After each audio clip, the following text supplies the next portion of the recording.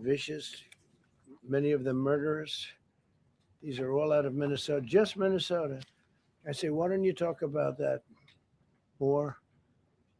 Because people don't know. Do you want to live with these people? International murder. These are people that are living, they're apprehended and either put in jails in their country from where they came, and the countries respect us, and so they actually put them there. In the old days, they didn't respect our country. Biden wouldn't do this because he let them all in. You know, if you didn't have open border policies of Biden, none of this, all of the things that all of the time that we spend talking about Minnesota and everything else, most of them are coming from out of the country. And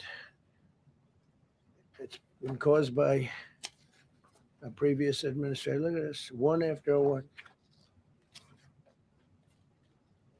Boy, these are rough characters.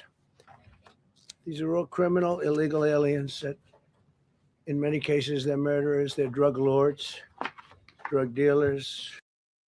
They're the mentally insane. There's some of them who are brutal killers. They're mentally insane. They're killers, but they're insane. These are just in Minnesota, California. It's worse. In other states, it's worse. No, Minnesota, the crime is incredible. The financial crimes are incredible. And the problem is because of the agitators and insurrectionists, whatever you want, troublemakers, but they're paid agitators and insurrectionists. Nobody talks about the fact that $19 billion at a minimum is missing in Minnesota, given to a large degree by Somalians. They've taken it. Somalians, can you imagine? And they don't do it. A lot of very low IQ people, they don't do it.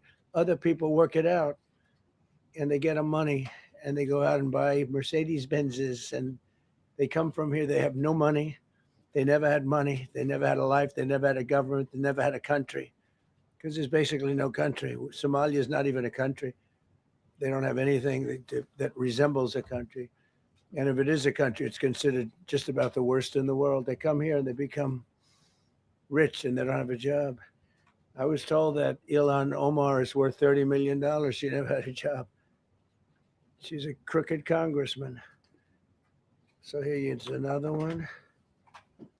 And I have, oh, by the way, we just took out, that's what, these are all what ICE is doing. And it's a dangerous job. These are rough people. Weapons. This one here is very bad.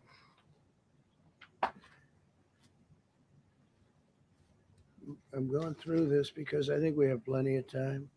I'm going to beautiful place in Switzerland where we'll be. I'm sure I'm very happily awaited for. In Switzerland, they don't know about this. They don't have this problem. They have other problems, but they don't have this problem. Look, killed somebody. And these are rough people. These are not, this was all allowed into our country through open borders. These dumbest policies, you know, men and women's sports is dumb. But to me, having an open border for the world to come in, drug dealers and prisoners, Venezuela, as an example, opened their prisons into the United States. That's why one of the reasons I felt so strongly against Venezuela. Now I'm loving Venezuela. They've been working with us so well. It's been so nice.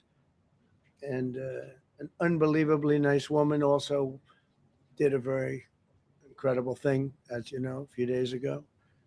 We're talking to her, and maybe we can get her involved in some way. I'd love to be able to do that.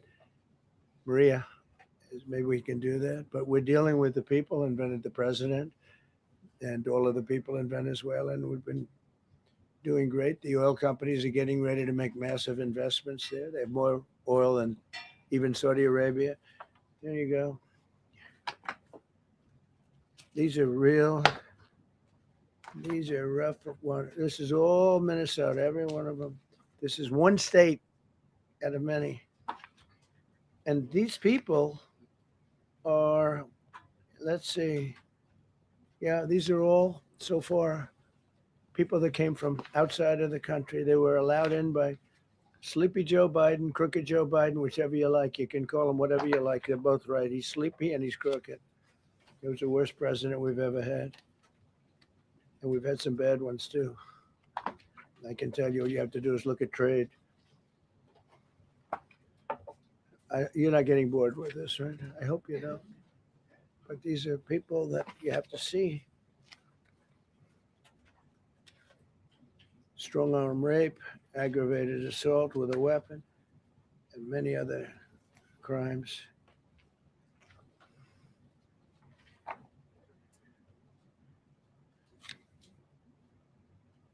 Gang member, known as one of the toughest people around. These are tough people. So this is what the people are trying to protect, because all ICE wants to do is get them out of our country, bring them to prisons and jails and mental institutions from where they came. That's all they want to do. They're patriots, and they have to be abused by guys like Don Lemon, who's a loser, lightweight. I saw him the way he walked in that church. It was terrible. I have such respect for that pastor. He was so calm. He was so nice. He was just accosted. What they did in that church was horrible yesterday. Look at it here. 24 convictions. 24 times convicted. They're not charges. These are convictions. So he comes from outside the country. Do you think he's going to be good here? He's convicted 24 times. He's going to be good here, right? It doesn't work that way. It's a man murder. It's one of many. One of many. All they want to do is get him out. They want to take him out of our country. And we're met with paid agitators and insurrectionists, troublemakers. They're paid. You know, when the woman was shot, I felt terribly about that. And I understand both sides of it. But when she was shot, there was another woman that was screaming shame, shame, shame, shame, right? You saw it. So loud. Like a professional opera singer. She was so loud and so professional. She wasn't a woman that was hurt, like, oh, my heart's injured. She was a professional. She's shame, shame. She's screaming, shame, shame. I said, that's not a normal person. That's a professional. These are professional agitators and professional people that want to see our country do badly. But that's not happening because we have the hottest country anywhere in the world, despite this stuff. Look at this. All top of the line criminals. They're not going to be good. They're not going to be well behaved here. I could do thousands. We had over 3,000 in the last fairly short while. Just in Minnesota. What's the number, Carol? 10,000. 10,000 criminals arrested in Minnesota alone. 10,000 criminals. And these are serious criminals. Now, how can a place with 10,000 criminals, how can you have a state? And yet they're fighting us. I like that guy. He keeps nodding to me. Do you agree with me, I guess? I like him. I don't know who he is, but I like him. He keeps nodding. He says, you're right. He's obviously a little on the right side, maybe. Look. These are rough ones. So we just took this off a stack. We have many stacks like this. Like I could go 30 times what I'm showing you now.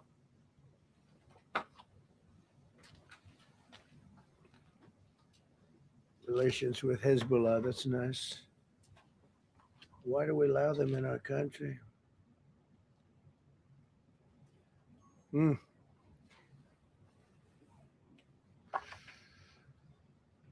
just looking at these charges. It's just pretty incredible. Many murderers, many murderers, people that murdered.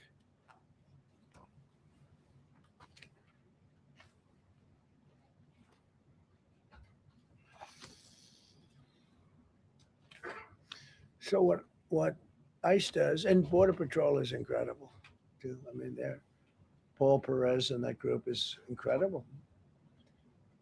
Mostly Hispanic, by the way. They're like 60% Hispanic. You know, they talk about Hispanic. They're mostly Hispanic, right?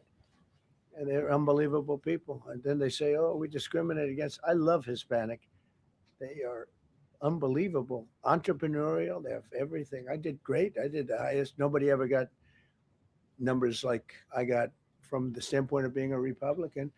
But even if you look at Texas, I won the entire border along Texas between Texas and Mexico. It never happened before. Nobody's ever done that before. I did it as a Republican. I did it. I love the Hispanic. And they accuse us of all sorts of things. 60% of the people we're talking about, they're the best people we have, and they're Hispanic. The Border Patrol is largely Hispanic. ICE is largely Hispanic. They're unbelievable people. I don't know how they can take the abuse. They're taking rough people like this, like all of them.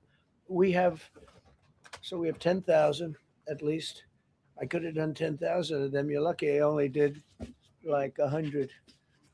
And this isn't even the worst of the group. They have murderers. They have some people we can't use their picture for legal reasons, but they're up for murder in their own country. And we jeopardize their case.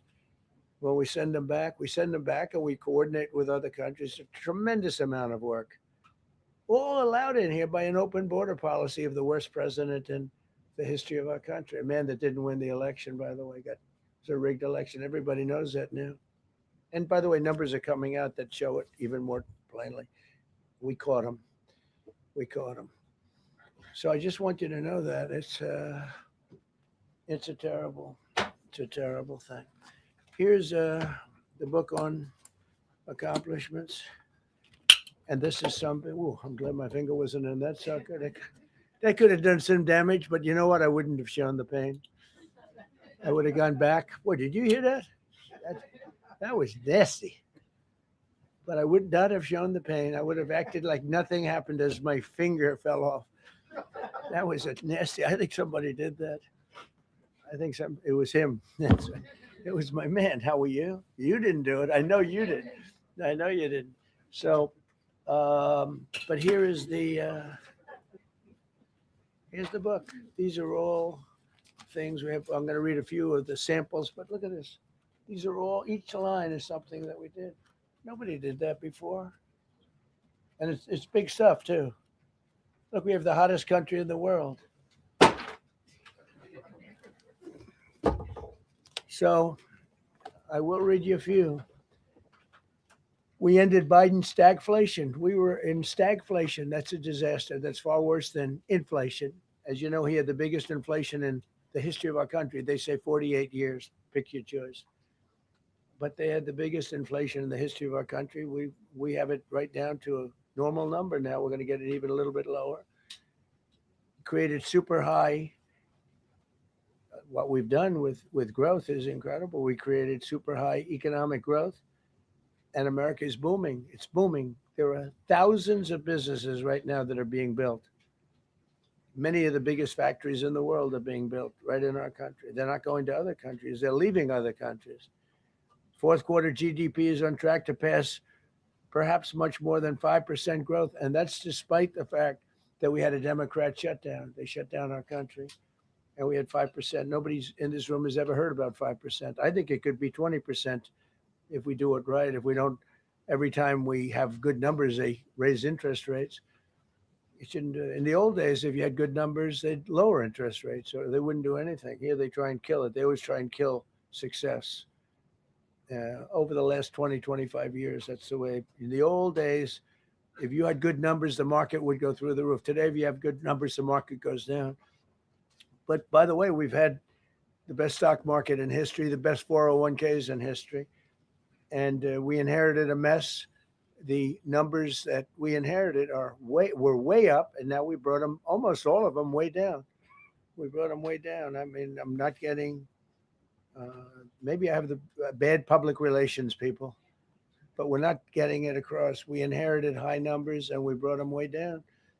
And look at gasoline. They have places in the country now, $1.99 a gallon, $1.99, $2.30, $2.50.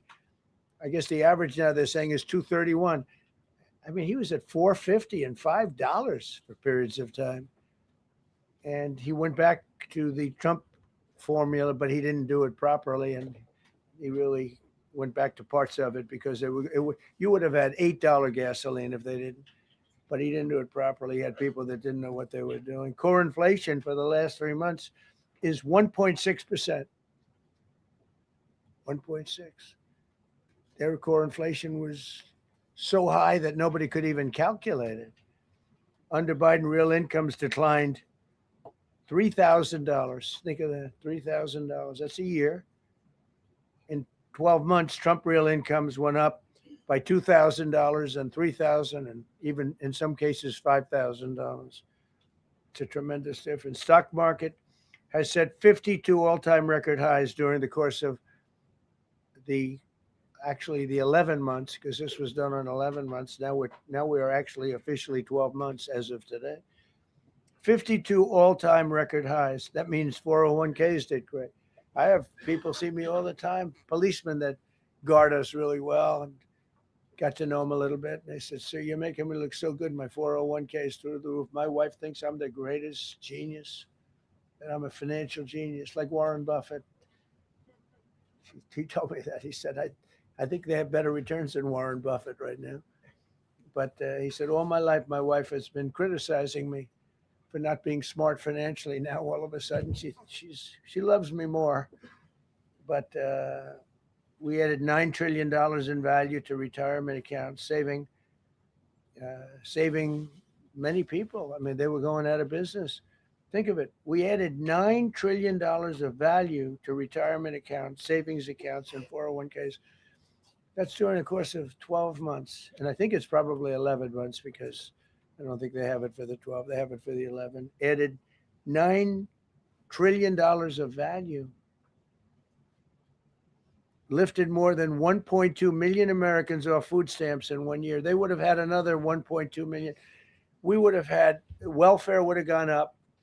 And instead of investing $18 trillion in our country, now it's probably more than that, but $18 trillion and having thousands of plants being built all over the country, you would have had thousands of plants closing all over the country. And you would have had disinvestment, and you would have had welfare going way up. You know, if you look at SNAP, take a look at SNAP, what happened with that? It was at $7 billion, and it came out to over $51 billion. Nobody has ever seen anything like it. The past administration had no clue, or they were really bad, but they basically had no clue. But they did have a concept. I mean, they're still trying to sell the idea of men playing in women's sports. You saw that in the Supreme Court. I mean, some of those justices were fighting for them too. They were fighting for them. But you saw that just the other day in the Supreme Court. Men playing in women's sports doesn't work. Secured a record-breaking $18 trillion in commitments for new investments. Apple, NVIDIA, SoftBank, Oracle, TSMC, Johnson & Johnson, Eli Lilly and Company, Micron, AstraZeneca, Honda, GE Aerospace, many, many others. I left a Ford plant a week ago in Michigan that they were going to close 2 years ago, and now they just announced that they're going 24 hours around the clock making cars. Tariffs did it. I don't know what the Supreme Court's going to do. I think to me it reads so plainly. Couldn't be plainer. You're allowed to do a license. Tariff is probably less severe than what a license could be. But think of it. You're allowed to do a license, and then they have a clause at the end, something to the effect, or what is necessary, something to that effect. And what is necessary with tariffs. I don't know where there's a case even there, but we've taken in hundreds of billions of dollars, and if we lose that case, it's possible we're going to have to do the best we can in paying it back. I don't know how that's going to be done very easily without hurting a lot of people. But we're waiting for that case anxiously, and we have tremendous national security because of tariffs and tremendous income. You know, we have, and by the way, no inflation. So everyone said, oh, tariffs will cause inflation. We have no inflation. We have very little inflation. Biden had inflation, and he didn't do tariffs. We had a huge problem. We have a 62% reduction in our trade deficit. So if you had a 1% reduction, a normal president would have a 1%, 2% reduction. Everybody would be high fiving. At a 62% reduction, next year we won't have a trade deficit. We secured most favored nations agreements to slash drug prices by as much. And to me, I think this might be the biggest thing of all. We get zero talk about it. The New York Times had a story way in the back of the paper, a little story about it. I think it's the biggest thing there is when you talk about healthcare. Drug prices will go down more than ever before for any country because we were priced at such a level that we were subsidizing the entire world, big place the world. We were paying 10, 12, 13 times more than other countries. 13 times more, not 13%, 13 times more. A pill that was selling in London for $10 would sell in New York for $130. It's 13 times. More than that even. But we secured most favored nations agreements to slash drug prices by as much as 300, 400, 500, and even 600%, including with Pfizer, AstraZeneca, Eli Lilly, Nova Nordisk, Gilead Sciences, EMD, Serenio, and many others. If you look at some of the prices that are coming down, where a price would come down $1,300 coming down to $87. Think of it. So something that was costing $1,300 is now costing $87. And the fake news doesn't want to write about it. That's why I do this. I don't like to do this, to be honest with you. But I do it because got to get the word out. We signed one big, beautiful bill. I call it the Great Big Beautiful Bill, delivering the largest tax cuts in history. No tax on tips, no tax on Social Security, no tax on overtime. We made interest on car loans tax deductible for U.S. built automobiles only. So if you buy an automobile built in the United States, we're not doing it for Germany and Canada and different places. We're doing it only if it's built here. We want them to be built here.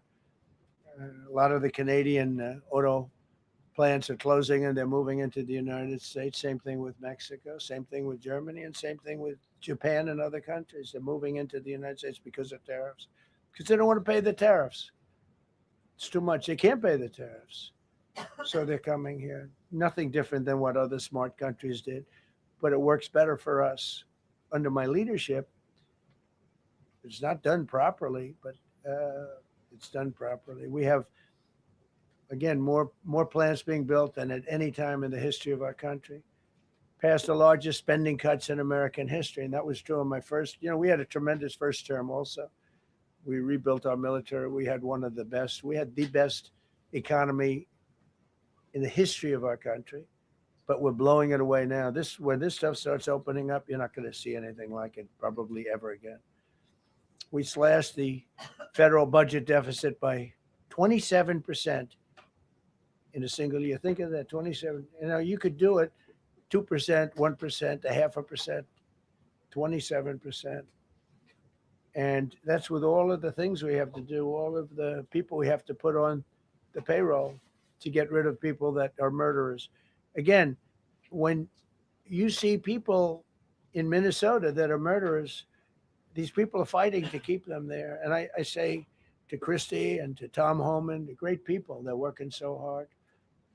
Look at the border. The border is now secure. First time, Biden said you couldn't do it. You need legislation. I had no legislation. I said, close the border. Within 1 month, we had almost nobody coming in. Now for the last 8 months, nobody came into our country illegally. And I find that hard to believe because you'd think somebody, because it used to be millions of people just poured into our country. And the people that do that are Democrat sort of aligned. So, they're not doing me any favors. We had nobody come in. We have a very strong border. We have very few people coming up. They're not going to make the trek because they know they probably won't be coming in. So it's not as hard as you think. But I didn't have to go back. Remember, they said, we need legislation to close the border. They had millions of people coming in a month. We have nobody coming in, and we're getting the murderers out. Murderers, people from prisons and jails, Many countries opened up their prisons and dropped them into the United States. Those are the people who are getting out. And we have a lot of heart. They said, you got to lighten up on this. We have a lot of heart for people. They came in illegally, but they're good people, and they're working now on farms, and they're working in luncheonettes and hotels and all. And we're looking to get the criminals out right now, the criminals. And I think it's very important. I mean, every once in a while you see a story, we take somebody, he should be out because they came in illegally. So in theory, they should be, but we're focused on the murderers, the drug dealers, the mentally insane. We have a lot of mentally insane killers. I mean, you can't even talk to them. It'd be nice if you could have a little reason, but you can't even reason. These are seriously ill people. You have a couple of countries where they were loaded up. Their mental institutions and insane asylums were loaded to the gills. They couldn't get. They're empty now, but they're filling up because we're bringing them all back. We know where they came from, and every country accepts them. You know, under Biden, they wouldn't take. They had so little respect that they'd bring them there, and they wouldn't take them. They said, "Get the hell out of here." They would be bringing a plane in to land in a country, and they'd put 5 planes on the runway so you couldn't land the plane. So they'd come back with the people that they were bringing back. They don't do that with me. They do that with me. They have problems. They don't do it. They accept them back. They're not happy about it, but they accept them back. Cut a record number of regulations. I promised to eliminate 10 old regulations for every one new regulation. Instead, we cut 129 old regulations for each one added. Think of that. I wanted to do 10. In my first 4 years, I did. When we put on a new regulation, you had to cut 8. This year, I said you have to cut 10. Instead, we cut 129. So every time, so far, can't remain like that, I don't imagine. I hope I can, because we have so much wasted regulation, stupid regulations, regulations where they go by California, which is a disaster state, with a governor that truly is doing a bad job. He's killing that state. If he ever ran the country, this country would be Venezuela very quickly. Using tariffs slashed the U.S. trade deficit by an incredible 77%. The trade deficit is down, and that doesn't include the last month where we had our best month. We slashed the trade deficit by an incredible 77% in 1 year with no inflation, something that everyone said could not be done. So we had essentially no inflation. In fact, the last month we had almost no inflation. But we slashed the trade deficit by 77%. If you slash it by 1%, that was good. Again, we did that with tariffs and intelligence. We did that with November 5th, great election. We secured historic trade deals to reduce barriers on U.S. exports with countries covering 40% of all U.S. trade. Think of that. American exports are up by more than $150 billion this year. People said, oh, we're not exporting. All we do is buy. If you keep buying, you're not going to have a country for very long. So we increased exports by more than $150 billion. Investment in American factories is up 41%. That's a record. Nobody goes 41% up. You go 2% up, 1% up. You go down by 3%. If Kamala got elected, the 41% up would be 41% down. We removed over 270,000 bureaucrats from the federal payroll. That's another thing. So we have, we announce our unemployment numbers, call it unemployment or employment. And they were very good, but we could make them great. But we've slashed tremendous numbers of people off the federal payroll. Because ultimately, if you're on the federal payroll, I mean, we have jobs where they had 10 people for every job. So we cut. Now, if you want to see some good numbers, I'll hire 1 million people. We cut millions of people off the federal payroll. I don't like doing that, but the good news, I don't feel badly because they're getting private sector jobs and they're getting sometimes twice as much money, 3 times as much money. They're getting factory jobs. They're getting much better jobs and much higher pay. But all I have to do is say, like, what the Democrats do all the time. They hire 1 million people and then they hire another million, They load it up and it says, oh, they only have a 3% unemployment rate. It's a fake rate. So with us, we're proud of the fact that we cut so many because, again, I don't want to cut people. But when you cut them and they go out and get a better job, I like to cut them. And sometimes they have to be forced to do that because, it's like they want to stay where they are. They don't know. And then all of a sudden they end up, we have many cases, Caroline, where people were devastated. They hated Trump. I got caught from my very boring federal job where they had, again, sometimes 10 people to do one job. And they were very upset. And now they ended up with a job where they get paid 3 times more money. They're ending up buying houses. It's like crazy. So they went from not liking me to liking me a lot because it's hard to get. We need people. We need people. It's one of the reasons. I mean, when you have good people in the farm or good people in hotels and everything else, we want to work with them as much as we can. Under Biden, 1 out of 4 jobs added was a government job. Think of that. So 25% of the jobs added. That's when you know that, that's 25% of jobs aren't real jobs. But again, I could do that. I could add 2 million jobs right now, would have an unemployed. I could say, just hire some more people.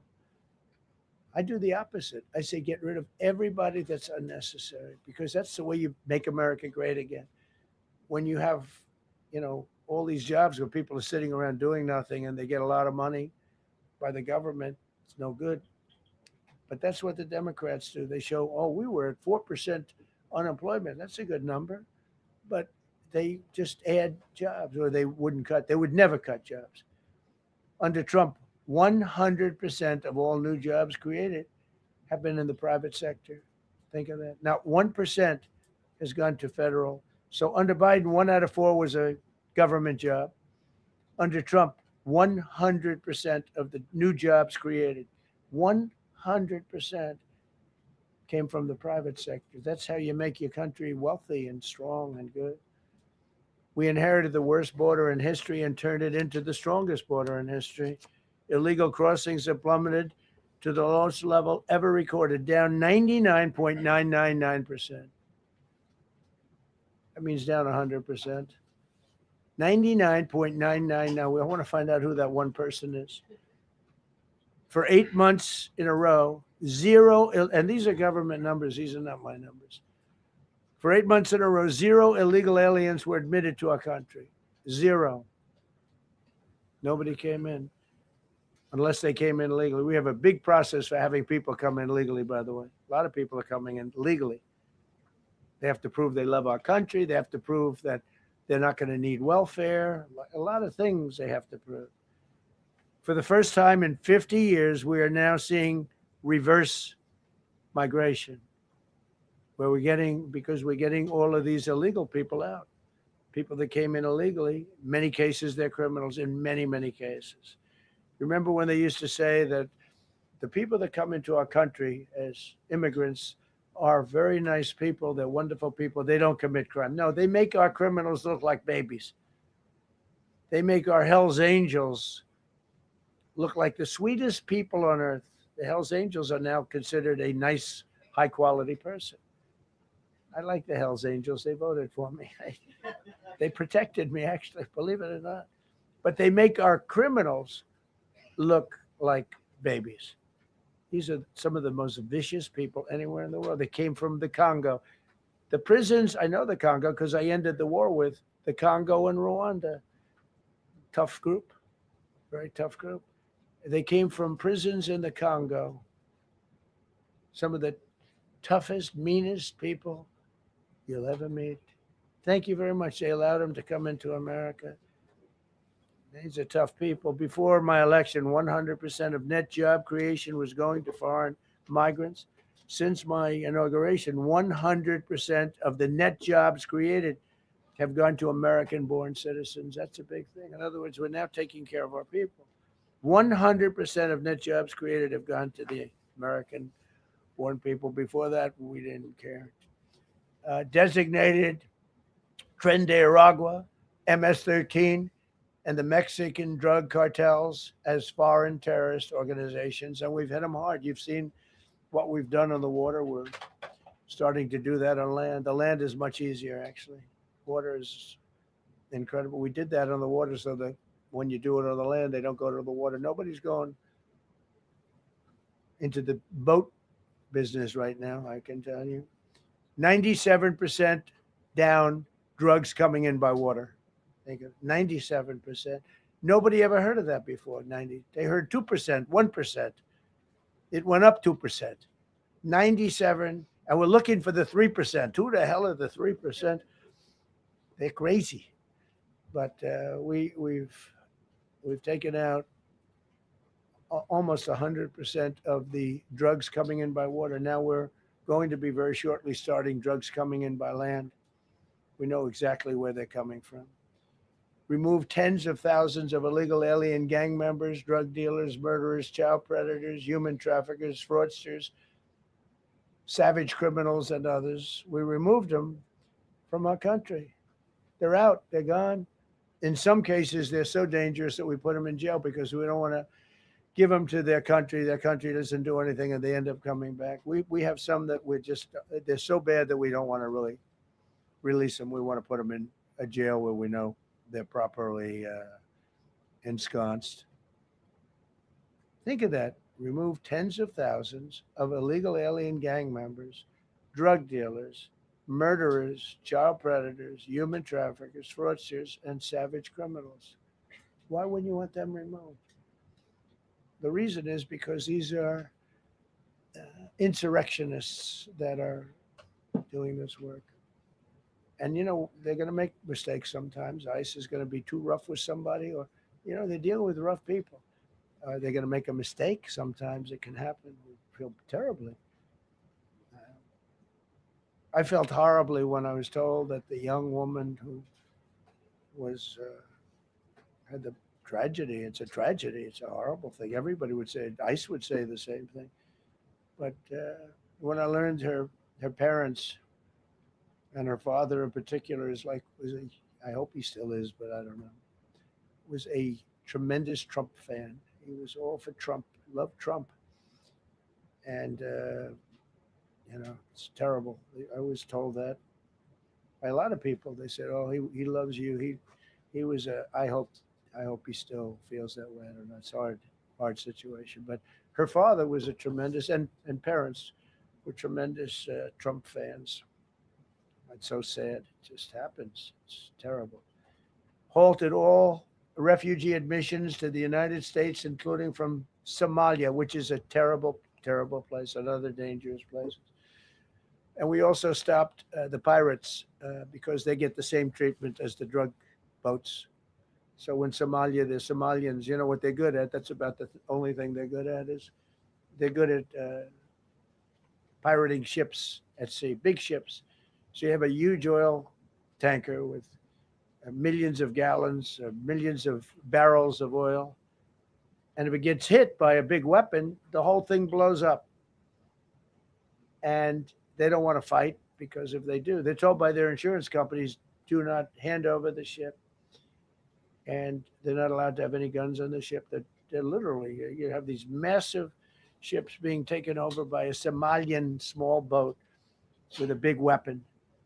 Because if they hit the side of the ship can blow up you talk about a blow up.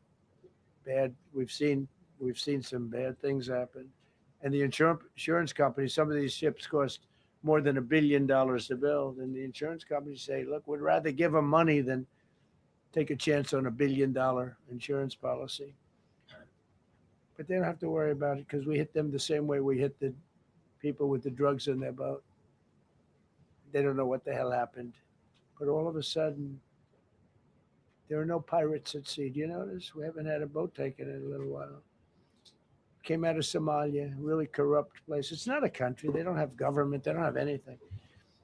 I always hate to see this. Ilhan Omar, she comes from Somalia, a backward country, probably the worst country. They say it's the worst country in the world, if it's a country. I don't even think it's a country. There's no organization, no anything. They don't have police. They don't have military. They don't have anything. They just have people running around, killing each other and trying to pirate ships. But she'll come here, comes, and then she wants to tell us how to run our country. The Constitution says that I am entitled to this. I can't stand her.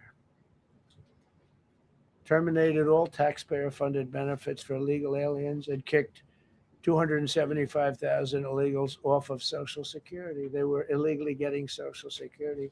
275,000 people. I'm telling you, it's not that this is pleasurable, but if I weren't elected president, this country was going to be destroyed quickly, very quickly. I think within a year, if you had Kamala or a Joe type. I mean, Joe was a disaster, but if you had Kamala, he was the replacement. I was up by like 25 points on Joe, and they said, "Hey, let's get somebody else." This never happened. I had so many firsts. You're leading somebody by a lot, and they say, "Oh, let's take him out. Let's put somebody." That's like I said to Dana White the other night. I said, "You know, Dana, it's like you have a fighter, two fighters. One guy is winning by a lot, and they say, "Oh, let's take this guy out. Let's put a new fighter in the ring with him." That's what happened to me. I was doing great with Biden. The whole campaign was against Biden. All the money was spent against Biden, and all of a sudden I got Kamala. Everyone said, "Who the hell is she?"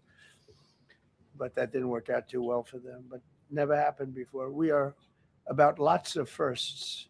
Designated English as the official language of the United States of America. We did that very powerfully. And while we're at it, we also took the Gulf of Mexico, and now it's the Gulf of America. Because we have 92% of the shoreline. It always bothered me. I'd say, we have most of the shoreline. Mexico has a small percentage, talks about 8%. We have 92%. And I said, why is it the Gulf of Mexico? It should be the Gulf of America. I was going to call it the Gulf of Trump, but I thought that I would be killed if I did that. I wanted to do it. I wanted to. My people work so hard. Sir, I don't think it'll look too good. I'm telling you, it's a good thing. And it'll be hotter than ever. I said, no, but I decided not to do that. I'm joking, when I say that. I was not going to call it the Gulf of Trump. Because tomorrow it'll be Trump wanted to call it the Gulf of Trump, but he was rebuffed by his people. My people don't rebuff me too much. The Gulf of Trump, that does have a good ring, though. Maybe we could do that. It's not too late. No, we have the Gulf of America now. It's great. It's our country is proud for the attack on Venezuela, the attack on the Iran nuclear capability, wiped it out. I mean, first administration, Soleimani, the father of the roadside bomb, al-Baghdadi, the father of ISIS, who was rebuilding ISIS. We wiped them out. Done a great job. Signed an order that will end birthright citizenship for children of illegal migrants. That case is in court right now. That case was meant for the children of slaves. All you have to do is look at the years. Look at the years where the cases were filed and where the decisions were made. They were right at the end of the Civil War. They're trying to say that, in China is making a big business out of that. They come to the country, they have a child, the American citizen, they get all the benefits. It had nothing to do with that. That was for the children of slaves. And I hope the Supreme Court so rules. Designated fentanyl as a weapon of mass destruction. It is. We lost, I believe, 300,000 people this year. 300,000 people. That's like filling up one of those big football stadiums 5 times. It's not even believable. I mean, you could be in a war and you wouldn't lose that many people. So we designated fentanyl a weapon of mass destruction. Conducted numerous successful military strikes against narco-terrorists operating in our hemisphere, including the water strikes. Drugs brought in by ocean. So I told you that we're down by, close to 100%. It's hard to get somebody to pilot those boats. Very hard. They have to be people that don't watch television, don't read the news. And we just blew up their facility. They had a docking facility where the drugs were stored. And now we have a great relationship with Venezuela. We're getting along fantastically with the leadership in Venezuela, so we wouldn't have to do that. This was done before the attack. But we captured and brought to justice the outlaw dictator of Venezuela, Nicolas Maduro, who, through drugs, killed millions of people in our country. Tremendous drug dealer. also sent millions of people into our country, including Tren de Aragua, the worst gang. They say it's the worst gang in the world. They took over parts of Colorado. They just take the apartment building. They just took it away. Just took it away like we're here. They cut the hand off one man because he called the police. Who called the police? I did. You took my apartment from me. Boom, no hand. This is what they sent us. Restoring law and order, new category. DC and Memphis, federal task forces deployed massive numbers of federal law enforcement officers and National Guard to restore safety. Crime down in DC is almost down to nothing. DC was a very, very dangerous place. And I think you probably know better than I do. I have a lot of people in the media thanked me for that, but some of them found it hard to thank me. But, DC is now, look how beautiful. DC is now, you can walk right from here to a restaurant, to right through the center of town. You can be with your child, with your loved one, with your lover. Your lover's not going to be killed anymore, so you can act like a real lover. But you can walk right through the middle of the town, and DC is beautiful again too.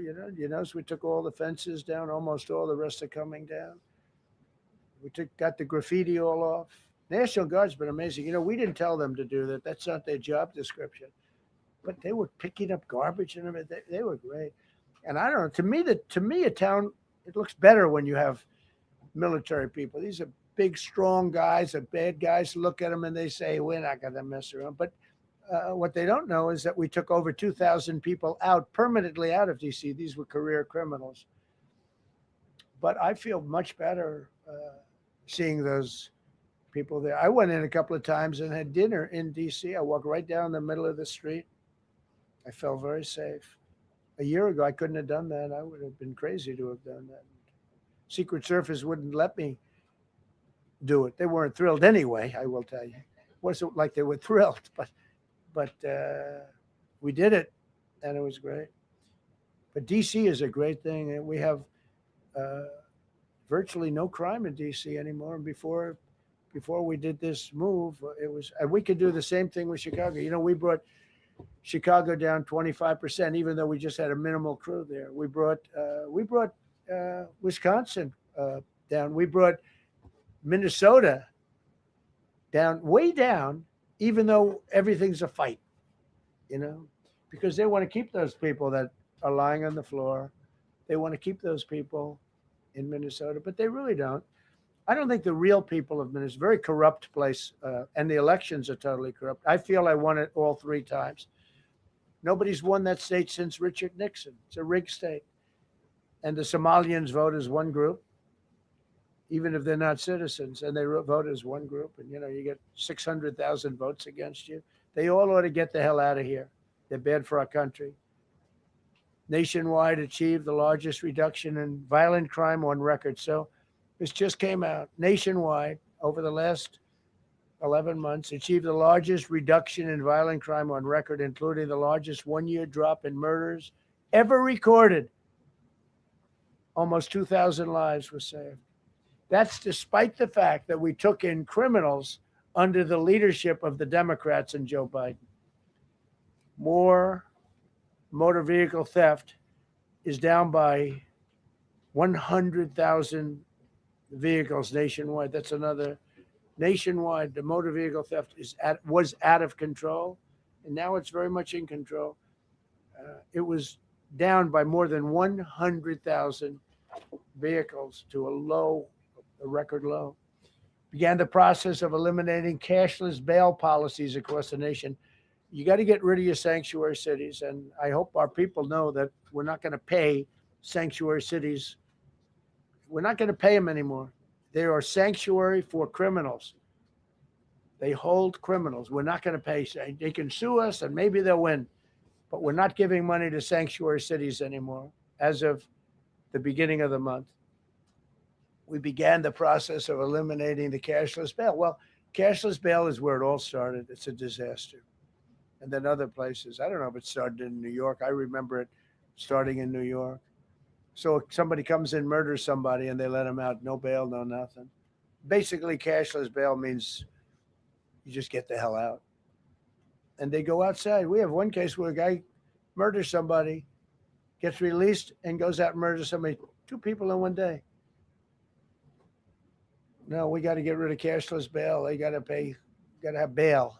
There's a reason for bail. Long tested. Signed an executive order to bring back mental institutions and insane asylums. We're going to have to bring them back. Hate to build those suckers, but you got to get the people off the streets. You know, we used to have when I was growing up, we had in my area in Queens. I grew up in Queens. We had a place called Creedmoor. Creedmoor. Did anybody know that? Creedmoor.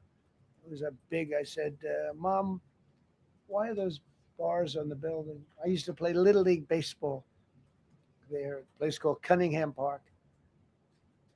Who's quite the baseball player, you wouldn't believe.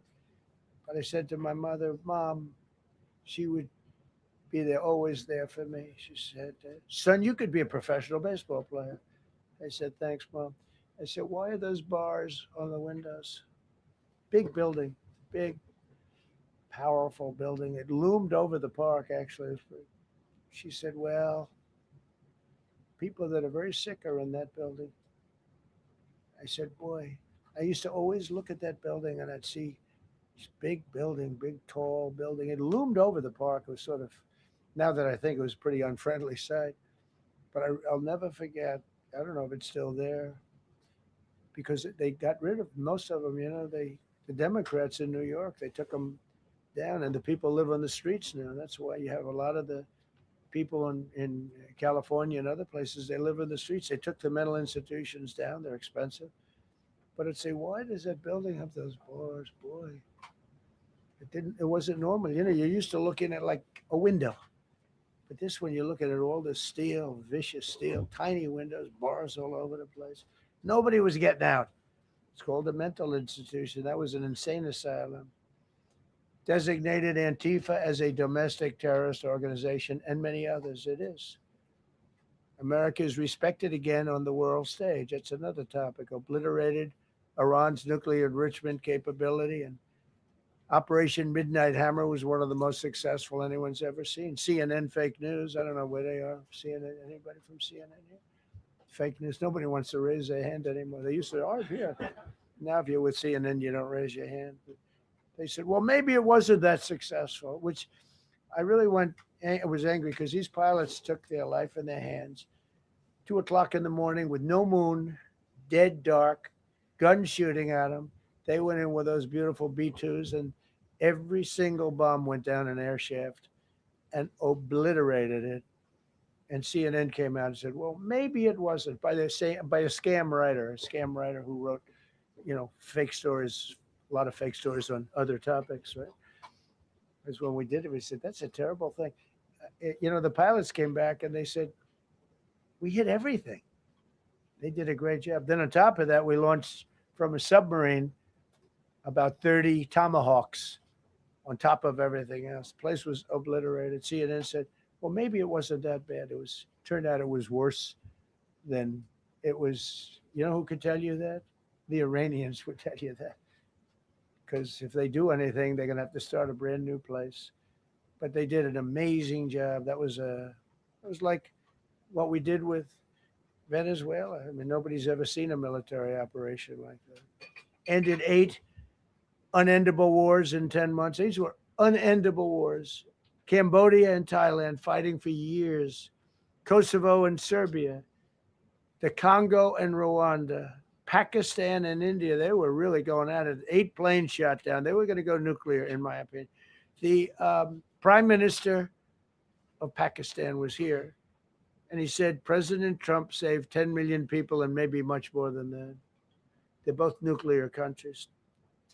Israel and Iran, Egypt and Ethiopia were going to fight over a dam, and I got them to stop. I still got to work it out because they put a dam up in Ethiopia that stops the flow from a little river called the Nile. I always think of the Nile being in Egypt, you know, beautiful Nile with the pyramids, but they put a dam up. You know who paid for the dam? The United States of America. It's the biggest dam, I think, in the world. They put a dam up.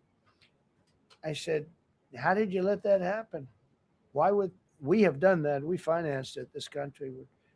I don't know. I don't know. Maybe it was a Republican president, but I don't think it was. I think it was a Democrat. But what a terrible thing.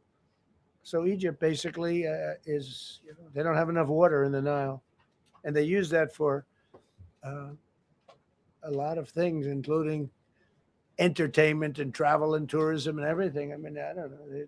They got a big dam. I got to work that one out now too. Armenia and Azerbaijan. President Putin told me, I cannot believe you settled that war. I've been trying to settle that war for 10 years. Armenia and Azerbaijan. They were fighting it for many, many years. And I ended up getting the heads of the both countries in my office. Beautiful Oval Office, much more beautiful now than it ever was. And one sat on one side, one side of the other. He said, I've been the head of Azerbaijan for 22 years, and for 22 years, I've been killing his people. And the other gentleman, and both very good guys, said, I've been here for 7 years, and for 7 years, I've been killing his people.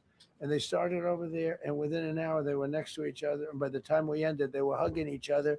And it's been a great peace, Should have gotten the Nobel Prize for each war, but I don't say that. I say millions and millions of people. And don't let anyone tell you that Norway doesn't control the shots, okay? It's in Norway. Norway controls the shots. They'll say, we have nothing to do with it. It's a joke. They've lost such prestige. That's why I have such respect for Maria doing what she did. She said, I don't deserve the Nobel Prize. He does. When she got it, they said, wow, that's amazing. I thought President Trump would get it.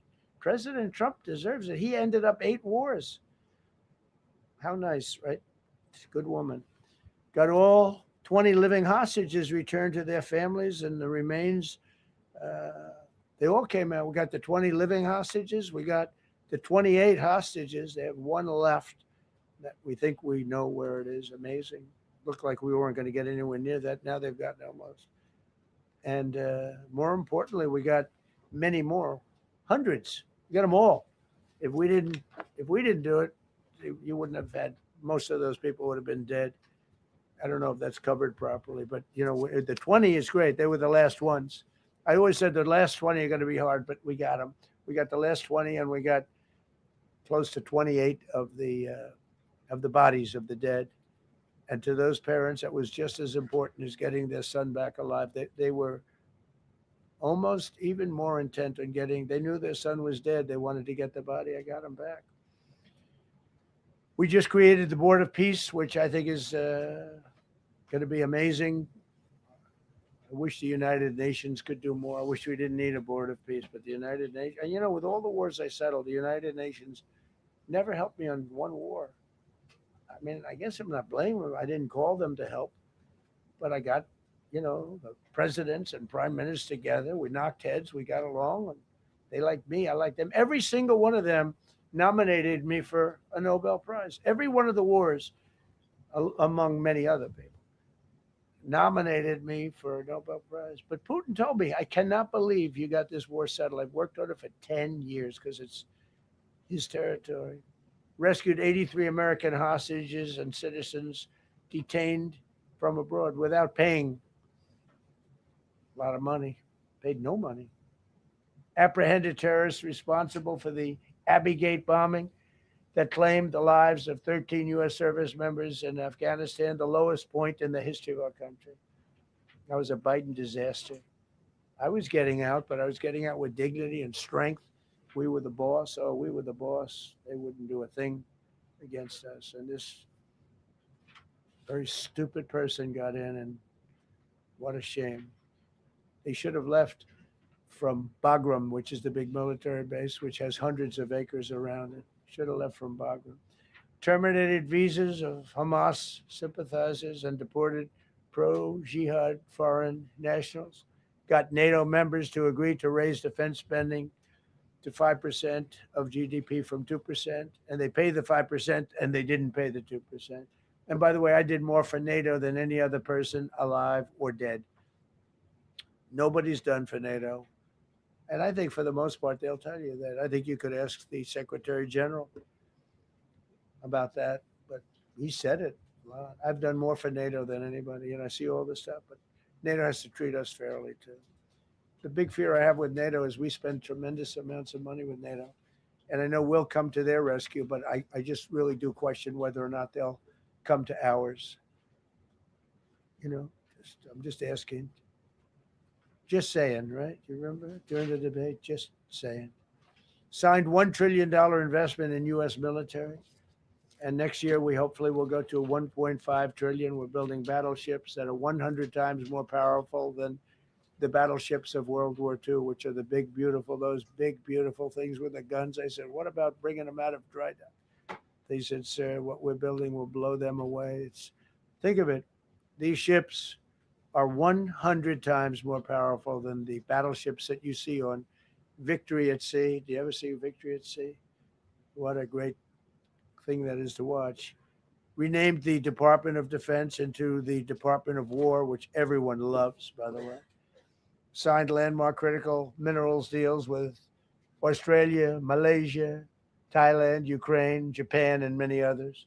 We're going to have so much rare earth. It's actually not that rare. Getting it processed is rare, but there's a lot of rare earth. There's a lot of earth around, I can tell you. Withdrew from the corrupt World Health Organization where we were paying hundreds of millions of dollars a year. So we were paying $500 million a year, and China was paying $37 million a year. I said, why aren't we paying the same as China? They said, well, nobody asked. I said, China's got 1.4 billion people. We have 350 million, probably with all the illegals. You know, China probably knows more accurately, but we have much smaller in terms of the number of people. We have a much more powerful military, but we have much smaller. I rebuilt the military during my first term, by the way. And while they gave away a lot to Afghanistan, the Taliban, which was just horrible seeing them every year, seeing them do that military down some dirty street is a disgrace.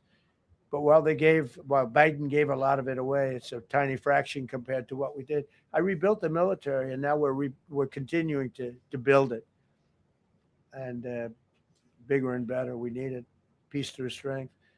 But we withdrew from the corrupt World Health Organization. So I remember we were paying 500 million. They were paying 37 or 39 million.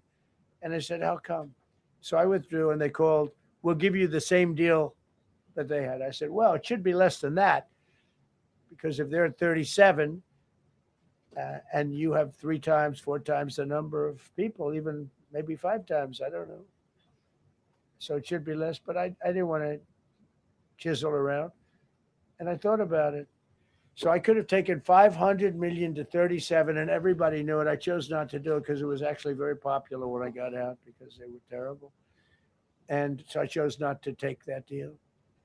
First thing Biden did is go back into it. You know what he paid? More than 500 million. So I actually called them. I said, you can buy it for less. You can make a deal at 37. There's no reason to pay 500. They didn't care.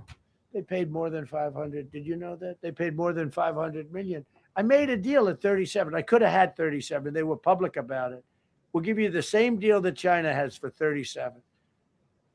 And they paid 500. They paid $500 million. That's the way you ruin a country. And it's the same attitude that, you have on everything else with these people. They were terrible. The anti-American UN Human Rights Council, we ended. The UN Relief and Works Agency, we ended. And the fake Paris Climate Accord, which was a ripoff of America, where we had to pay $1 trillion and they were paying nothing. China didn't kick in until 2035. We kicked in immediately. We were supposed to pay $1 trillion. Russia went to a standard of 1991, which was a dirtier standard. But we had to pay top dollar. So I terminated that. Another Rick. We ended the woke lunacy and restored common sense, abolished all discriminatory diversity, equity, and inclusion DEI policies throughout the federal government and the private sector. They're gone, everybody. They're gone. Terrible. Terminated the Green New Scam and ended the insane electric vehicle mandate. I love electric vehicles. That caused me a little problem with a man named Elon, but he understands, and he's a good guy. We get along, but I said, Elon, We can't have all electric cars. We just can't do it. I like the electric cars. I like his car. But in particular, I like his car. But we can't do that because some people don't want an electric car by 2030. And to build the power stations all over the country would have cost $4 trillion. $4 trillion. That's more than any country has. If you got China, the United States, and everyone, you couldn't do it. And it would have taken years. And yet they were supposed to be switching over electric vehicle mandate. Some people don't like electric cars. Some people want hybrids. Some people want regular gasoline powered cars. We have more gasoline than anybody. And now with Venezuela, we have 62% of the market when you include Venezuela. So I ended the Green New Scam and I ended the insane electric vehicle mandate. Now you can buy a gasoline powered car, a hybrid, and you can buy a electric vehicle. I mean, if you want electric, you can buy it. Make a good deal on them right now because they made a lot of them. Permanently stopped Joe Biden's ridiculous cafe standards. That's having to do with the environment. So ridiculous. Cancel the EPA's absurd, totally absurd tailpipe emission standard, which made you spend hundreds of thousands. It made for hundreds of thousands of cars. The cost numbers were incredible that the consumer has to pay. Imposed 25% tariff on all foreign automobiles and 100% tariff on Chinese cars, which don't come into the country because of tariffs. Only because of tariffs. We didn't have tariffs, you wouldn't have any car. We have now more car factories being built in the United States than ever before because of tariffs. If they take those tariffs away, China will eat our lunch. They'll take all of our car business. Now, there's another way of doing it, but it's more cumbersome, et cetera, et cetera. I don't want to scare you, but it's much more cumbersome, not as good for national security as this. We have a perfect system right now. We're making a fortune. We've never been stronger, and I hope the Supreme Court does the right thing for our country, because if they don't, it's such a problem. It's just so, it would be so sad. We're doing so well because of tariffs. And the people that are heading up the lawsuit, like there's a guy named Leonard Leo, who's a bad guy, and people that are very China-oriented and foreign car-oriented and foreign business-oriented, but in particular China, they're suing to get rid of tariffs because they don't want tariffs, like Coke. Coke has businesses outside of the United States. If you have them outside, you don't want tariffs. But because of tariffs, they treat us well. Without tariffs, they would treat us very badly. As you saw for many years, they respect us more now than they ever have respected us by a lot. And revoked the California emissions waiver to stop San Francisco communists from regulating the automobile industry and destroying automobiles and the industry in the nation. I was with Bill Ford of Ford Motors. I was with all the people at General Motors the other day, and they are making more money and building more cars than they are doing so good, all because of tariffs and what I've done. And they're building their plants all in the United States. Reopened Anwar for drilling. That's a big deal. Launched a massive Alaskan pipeline project to export natural gas to Asia. We made a deal with South Korea and with Japan that gives us money, the likes of which nobody's ever seen before. Signed executive orders to end Biden's war on coal and I say clean, beautiful coal. I never say the word coal. It has to be preceded by the words clean, beautiful coal. And put miners back to work. The miners love Trump. I think I got 100% of their vote. We banned transgenders from the military. We don't want transgender in the military. Ordered reinstatement of patriots expelled from our military with full back pay. So we had some people that were terminated and they're coming back into our military. Fired the woke boards of visitors at our military service academies. The boards of visitors were run by radical left, maybe communists, maybe not, but they were still heavily radical left and they were bad for us. Signed an executive order to remove anti-American propaganda from federal museums and national parks. required the federal employees to return to work in person or be fired. We don't want them sitting in their home on their bed working. We want them in an office that we're paying for in Washington, D.C., or wherever it may be. And we've largely taken care of that mess. That was crazy. I guarantee you they're out on the ball fields. I guarantee you they're out playing golf. And you can't run a country or a company that way. I think it's happening even so with countries and companies. But we had so many of our federal workers, they wouldn't come into work. Signed an order banning all government censorship and restoring free speech. Made it the official policy of the United States government that there are only two genders. This was not a tough one. Two genders. Can anybody guess what they are? Male and female. I think the Democrats know that too, but they refuse to admit it. Ban the use of puberty blockers, hormone injections, and other chemical and surgical mutilation of children. Can you imagine saying this 15 years ago? That we banned the use of puberty blockers, hormone injections, and other chemical and surgical mutilation of our children. You know, when I say it, I say, do I have to say that? I actually asked my people today, yes, sir, because people, it's where the country went. Banned men from playing in women's sports. Big Supreme Court case on that. I mean, I can't believe it. Some of the justices were fighting hard for men to be able to play in women's sports. A couple of them. I can't imagine it, but I think anybody that rules that way should lose a lot of credibility. But we banned men from playing in women's sports. All you have to do is look at the records, look at weightlifting records, look at swimming records, look at track and field. It's not fair. It's very demeaning to women. Banned transgender ideology and critical race theory from our schools. Secured unprecedented settlements with Brown University, Columbia University, and many other colleges, including the University of Pennsylvania, where I went, the great old Wharton School of Finance. To restore fairness and merit, we're working with Harvard right now.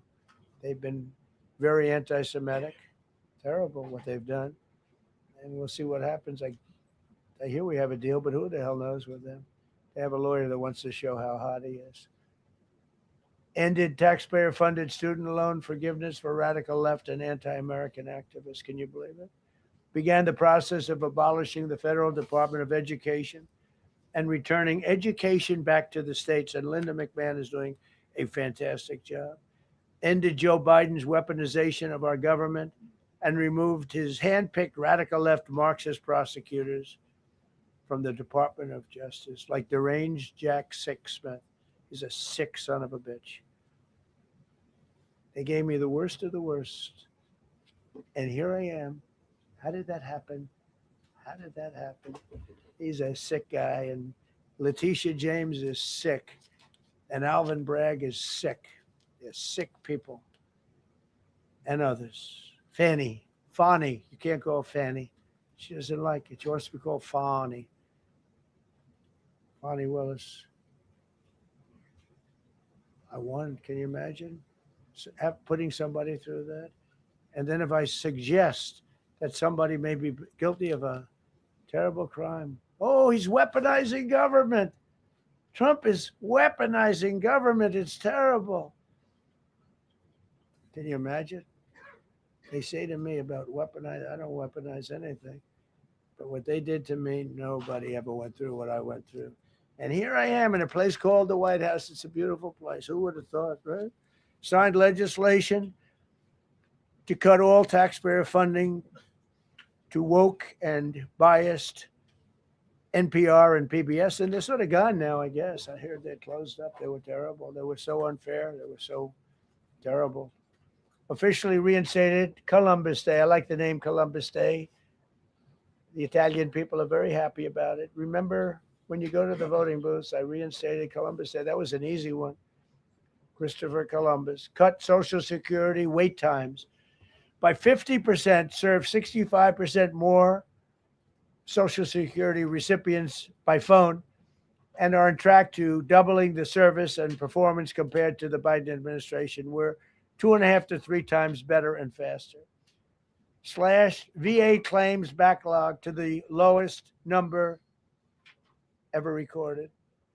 Created Trump accounts starting with $1,000 for every newborn baby.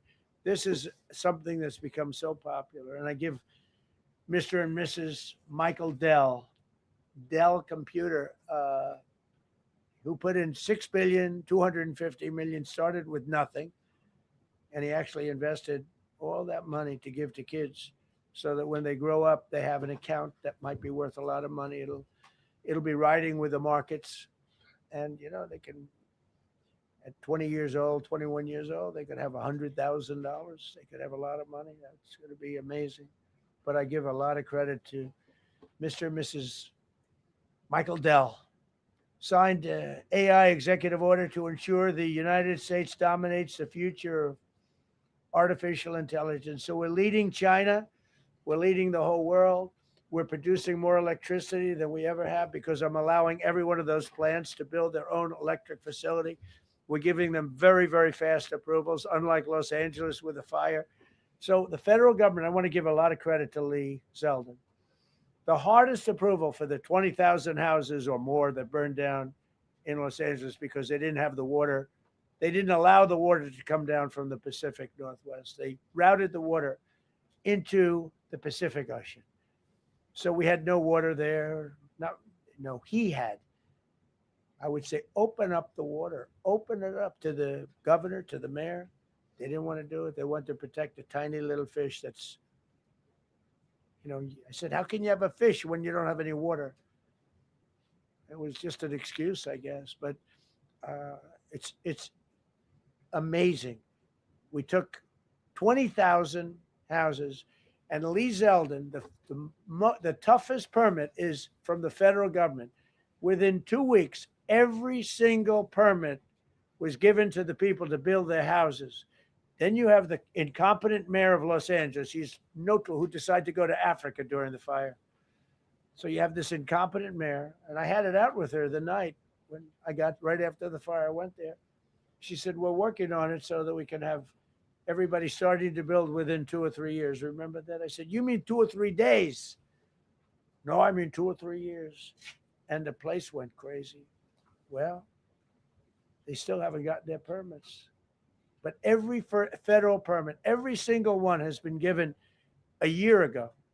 And Lee Zeldin has done a great job. And he's done a great job in the approval of all these big plants and factories and all of the electricity that they're creating for themselves. I said to Zuckerberg, I said to all of them, I said to Jeff Bezos, I said to everybody.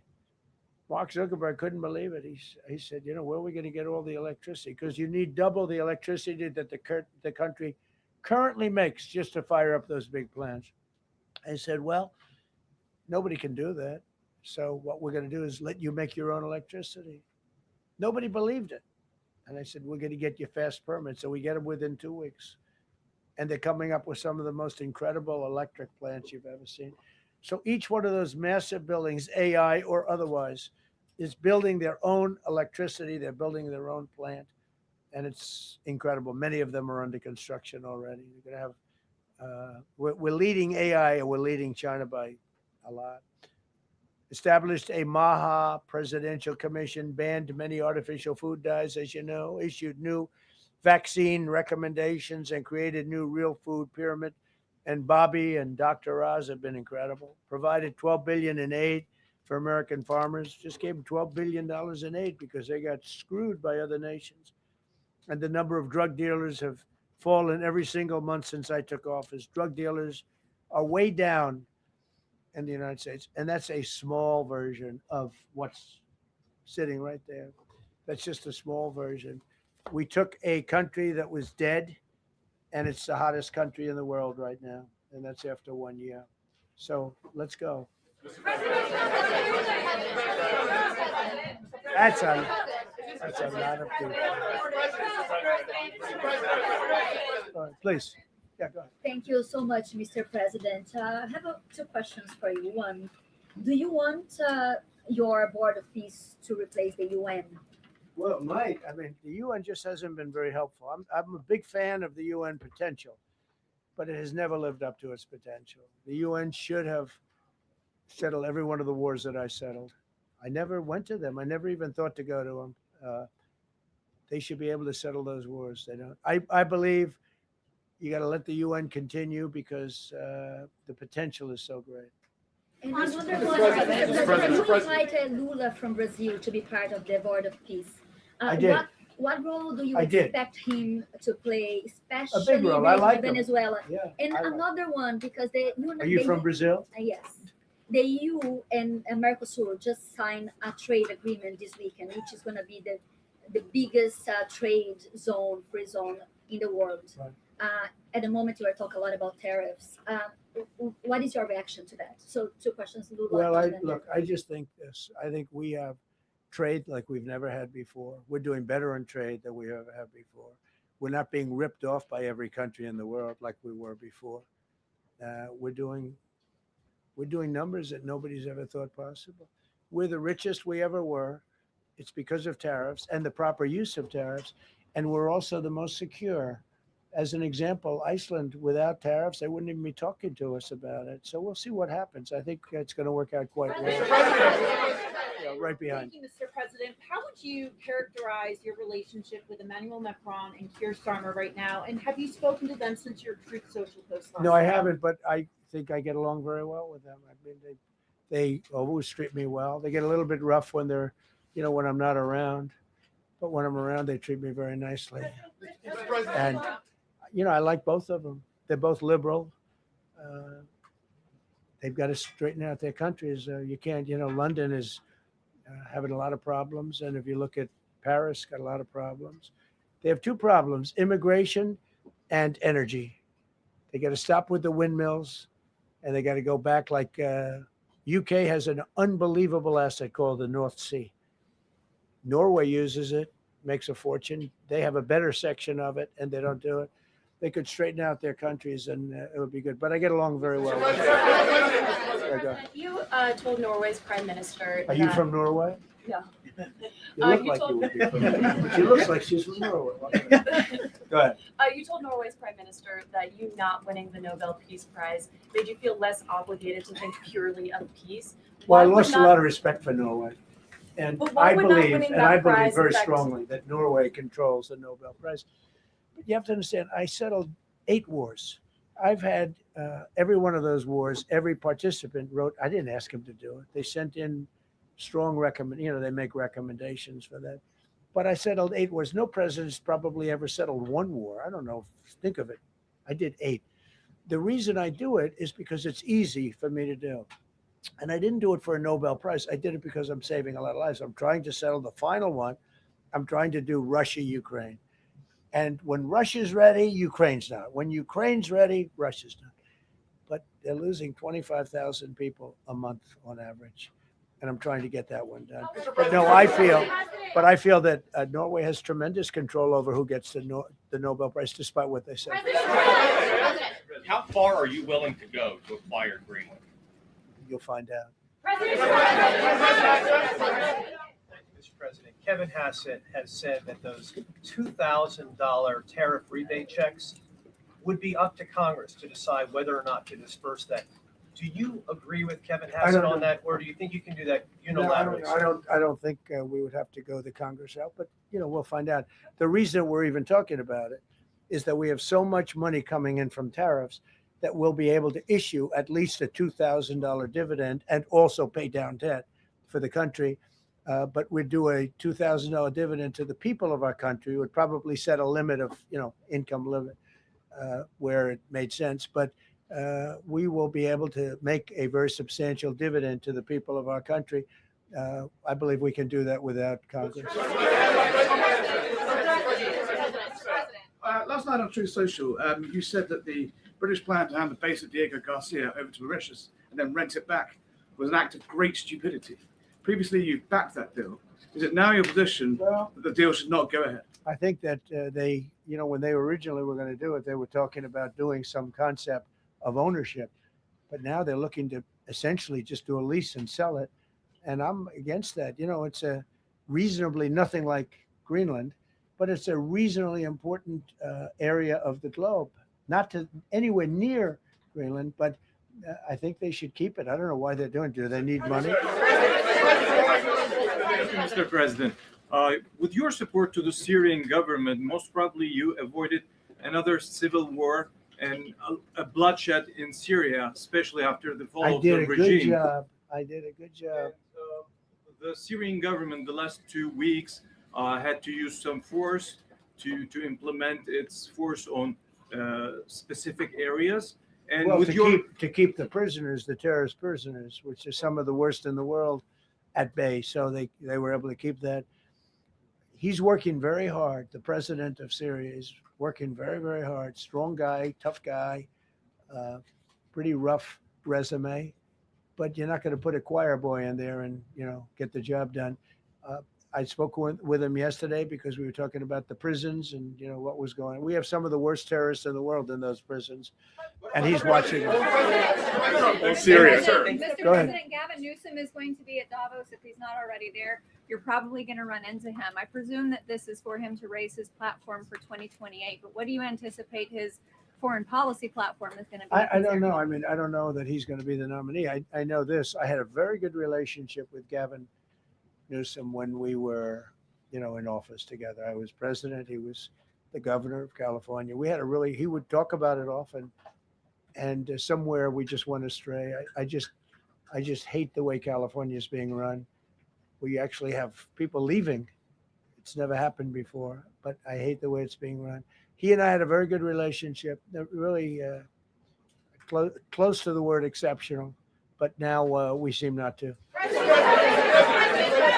you, President Trump. President Trump, you spoke earlier. Mr. President, you've been hearing from allies. Thank you. No. Thank you so much, President Trump. Kara Castanova from Lindell TV. And you spoke earlier about the 2020 election.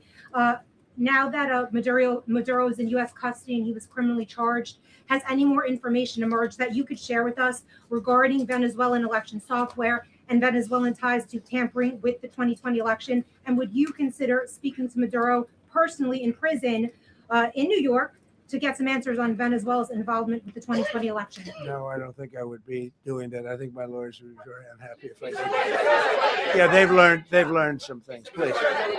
What happens to the tariff threat to Greenland if the Supreme Court comes out and rules against you on the tariffs? And Well, I'll have to use something else. I mean, are look, you going to use force? take a look at the word license, take a look at other things. I mean, we have other alternatives. But what we're doing now is the best, the strongest, the fastest, the easiest, the least complicated. Sir, if you move ahead with the Greenland-related tariffs on Europe, you secured almost $1 trillion of commitments from them to invest in the United States. Does that go kaput out the window if that happens? I doubt it. Look, they need that agreement very badly with us. They really do. They fought very hard to get it.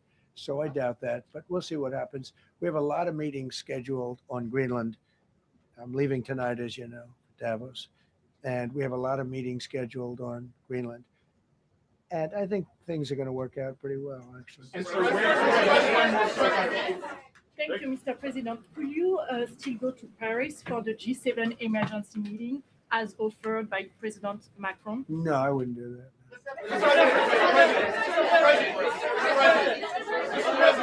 Because Emmanuel's not going to be there very long, and there's no longevity there. He's a friend of mine. He's a nice guy. I like Macron, but he's not going to be there very much longer, as you know. And I think I have meetings with the people that are directly involved, not some of the people you're talking about. Thank you so much. Thank you so much, Mr. President. Happy I've New Year. never seen this room like this. Is this a celebration of the first year? Have you ever seen it? I've never seen this many. I hope we have a very good structural floor. This used to be a swimming pool. You're sitting over a swimming pool. I could see that happen. But we need a good structure here, don't we? Huh? Yeah. Thank you so much, Mr. President. Happy 1 year anniversary. Thank you. And my question is on Syria. The Kurds, as the most loyal U.S. partners, facing attacks by some Syrian elements within the Syrian government. will you do to ensure the Kurdish rights protected and their effective forces against terrorism in Rojava, Syria continue, as the Kurdish see you as a president does not abandon his allies? Well, I like the Kurds, but just so you understand, the Kurds were paid tremendous amounts of money, were given oil and other things. So they were doing it for themselves more so than they were doing it for us. But we got along with the Kurds, and we are trying to protect the Kurds. That's correct. Ahead of your speech in Davos, can you give us a preview of what we can expect as far as laying out the plans for Americans to be able to buy homes? I think more than anything else, what I'm going to be speaking about is the tremendous success that we've had in 1 year. I didn't think we could do it this fast. Think of it, it's just now 12 months. And, I say it often, we have the most successful country in the world. We have the hottest country anywhere in the world by far. And this country would have been absolutely stone cold dead. And I'm going to be talking about it. I'm going to be, because, a lot of them could use some of the advice as to what we did. They need energy. That you take a look at their energy policy, they're going to destroy themselves with what they're doing with the windmills and all the nonsense. They need energy help badly, or they're going to be in big trouble, and they need immigration help badly. How much longer do you want to go? Call with. I do.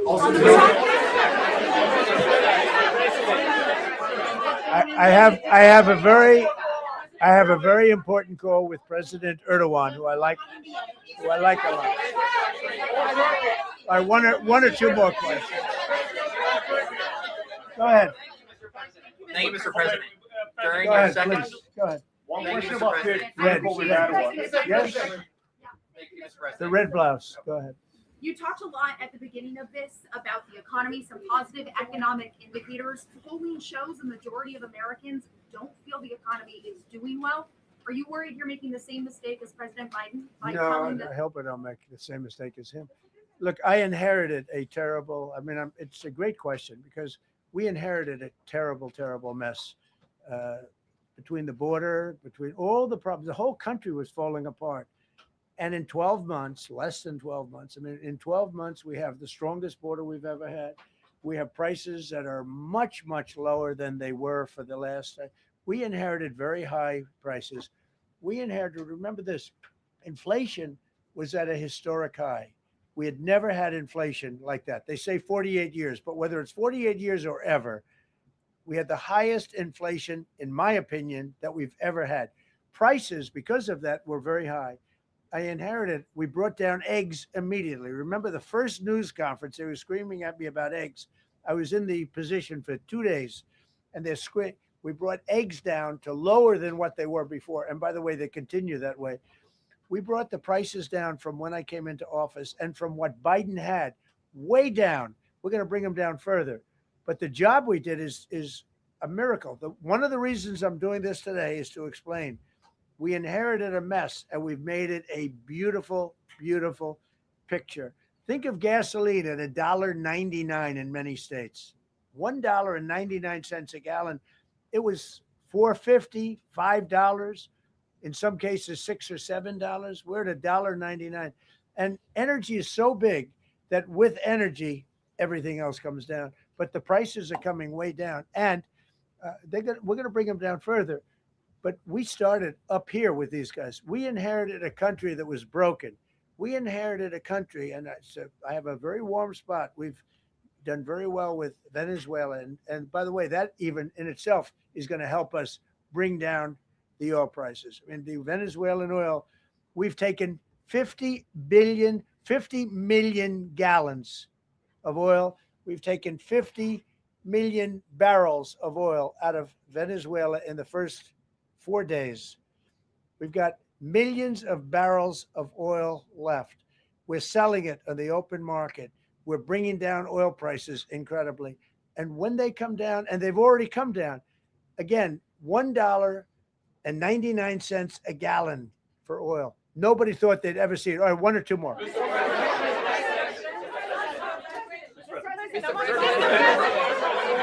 Go ahead, go. Yes. I want to ask you about Iran. Is the military option still on the table? And can you assure us that the killing in Iran has stopped? And when regard to the Peace Council, which members have to pay $1 billion? So with Iran, are you from Iran? No, I cover the White House. Where are you from? I'm Palestinian American. So with Iran, they were going to hang 837 people, and I let them be known that, and we let them know that if that happens, that will be a very bad day for them. And they decided not to do it. They didn't hang the people. I can't tell you what's going to happen in the future, but supposedly they've taken that off the table. But they were going to, last week, they were going to hang on Thursday or Wednesday. They were going to hang, I think, 837 people, and they didn't hang anybody. So we're just going to have to see what happens with Iran. Is the military option off the table?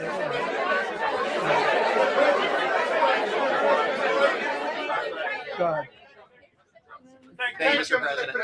Thank you, President Go Trump. ahead, please. Thank you, Mr. Congratulations on your President. first Go, year. go ahead. I'll take your question. Okay, thank you. Thank you. Thank you, Go Mr. ahead, President. right here. Thank you, Mr. President. You promised during your second inaugural to always put America first. I'm curious, how would you winning the Nobel Peace Prize improve the lives of average, everyday Americans? Why is this prize so important? It wouldn't improve the lives of any. What improved the lives of people are people that are living. I saved probably tens of millions of lives in the wars. You know, if you add up the numbers, just if you look at any one of those wars, you're talking about millions of people. You multiply it times 8. But when you look at India and Pakistan, that could have been 10, 15, 20 million people. Could have been more than that.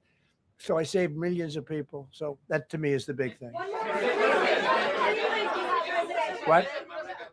You suggested a moment ago that perhaps the reason why a positive story about the economy isn't getting through is because of, bad communications people. But are average Americans wrong to still feel high prices? And how much longer does the White House hope that they So I will think a stay lot patient? of people are listening to the fake news a little bit. And I'm not blaming anybody. I think I blame ourselves. I think we've done a much better job than we're able to promote. We're not promoting. We're doing a great job, and we're sort of letting the promotion take care of itself. One of the reasons I'm doing this news conference, I think it's important. We have taken a mess and made it really good. It's going to get even better. But if you look at prices from a year or a year and a half ago, you look at the Biden prices, they were way up through the sky. And, they use the word affordability. They just say affordability and they don't talk about it. They created the affordability problem, and we are solving it. We have solved a lot of it. Again, everybody agrees in this room, I think, gasoline prices have come per gallon way down. When that happens, everything else comes down, but they've come down way down. Many of the groceries have come way down. It's all happening, and it's happening strong. But if you go back a year and a half, 2 years, take a look at those prices and look at the prices now.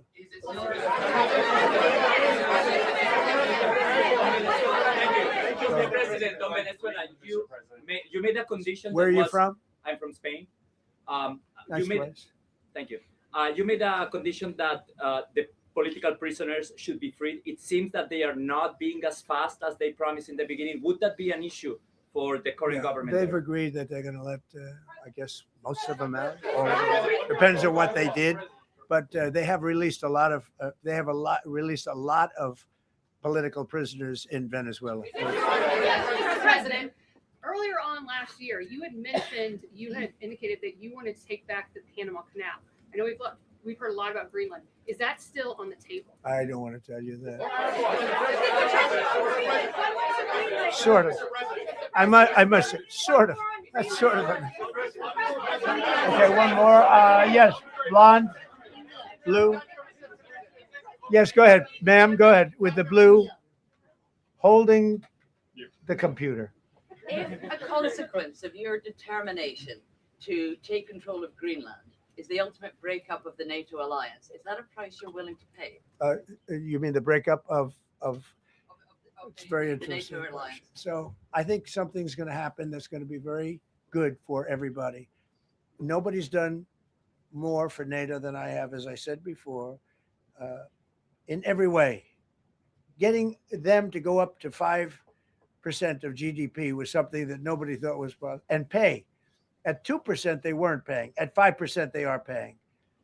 And they're buying a lot of things from us, and they're giving them, I guess, to Ukraine. That's up to them, but they're giving them to whoever they're giving them to, but they're buying a lot. I think that we will work something out where NATO is going to be very happy and where we're going to be very happy. but we need it for security purposes. We need it for national security and even world security. It's very important. How about it? Thank you very much. First of all, last year you told me that you believe that the reason you won the election is because God put you in this place so that you could save the world. Looking back 1 year, do you feel like God is proud of the effort that you've put I in? do, actually. I think God is very proud of the job I've done. And that includes for religion. You know, we're protecting a lot of people that are being killed, Christians, Jewish people, and lots of people are being protected by me that wouldn't be protected by another type of president. No, I think a lot of people are very proud of the job we've done. We've had an amazing year. This has been one of the greatest years. Even some people that wouldn't necessarily love me instinctively, they're saying this was an incredible year. We've had an incredible year economically. Look at our border. Our border was a disaster. People poured. It was an invasion into our country of a lot of very bad people, good people too, but a lot of very bad people from prisons and drug dealers and gangs and horrible people, murderers, thousands and thousands of murderers allowed into our country. And we now have the strongest border of any country. There's probably not a country, I guess North Korea has a pretty strong border, by the way, but there's not a country in the world that has a border like we do. And we took it from the worst border. We had the worst border in the world. Now we have one of the strongest borders in the world. One more question. You said you're confident something's going to get worked out in Greenland, but Greenlanders have made it clear they don't want to be part of the U.S. Well, what I haven't. gives the I U.S. haven't. the right to I take haven't away that spoken. self-determination? When I speak to them, I'm sure they'll be thrilled. Mr. President, are you committed to keeping the U.S. in NATO? I've had such a good relationship. I've made it so much better, so much stronger. It's so good now. NATO is so much stronger now. I don't agree with a lot of the things they've done, but that was done before I got there. I think NATO's been good. Sometimes it's overrated, sometimes it's not. But we have a strong NATO. When I came here, we had a weak NATO. We had a NATO at 2%, and they weren't paying. You had a nothing NATO. NATO's, whether you like it or not, it's only as good as we are. If NATO doesn't have us, NATO is not very strong.